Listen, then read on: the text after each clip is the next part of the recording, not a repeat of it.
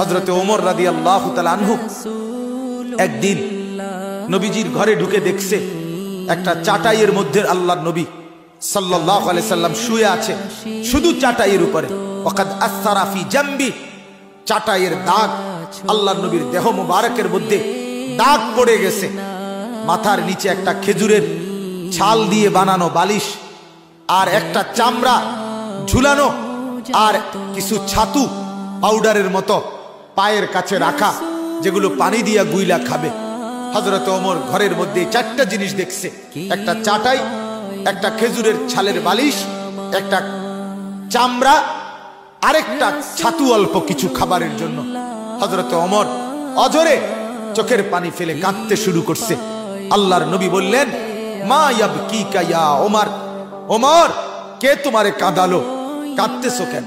হযরত ওমর বললেন, ইয়া রাসূলুল্লাহ লিমা লা আবকি, আমি কাঁদবো না কেন?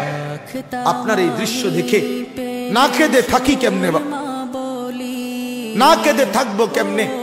রোমের বাদশাহ, পারস্যের বাদশারা রেশমের কাপড় পরে স্বর্ণ রৌপ্যের গালিচার মধ্যে বিছানায় শোয়, আর আপনি শ্রেষ্ঠ রাসূল, সাইয়্যিদুর রাসূল, মুসাদ্দিকুর রাসূল, নবিয়ুল আম্বিয়া, নবিয়ে দু জাহাঁ, নবিয়ে দু শাহা, নবিয়ে দু আলম, ফখরে মওজুদাত, কায়নাতের সরদার আপনি। আপনার এই হালাত দেখে আমি কাঁদবো না কেন?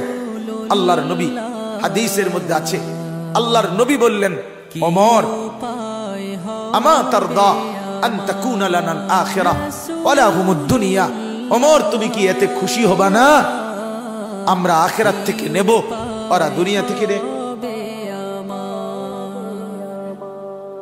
ওরা দুনিয়া নিয়ে নেয়, আমরা আখিরাত থেকে নেব। হযরত ওমর চোখের পানি মুছে বললেন, ইয়া রাসূলুল্লাহ আমি রাজি, আমরা আখিরাত থেকেই নেব, ওরা দুনিয়া দিয়ে দিলাম।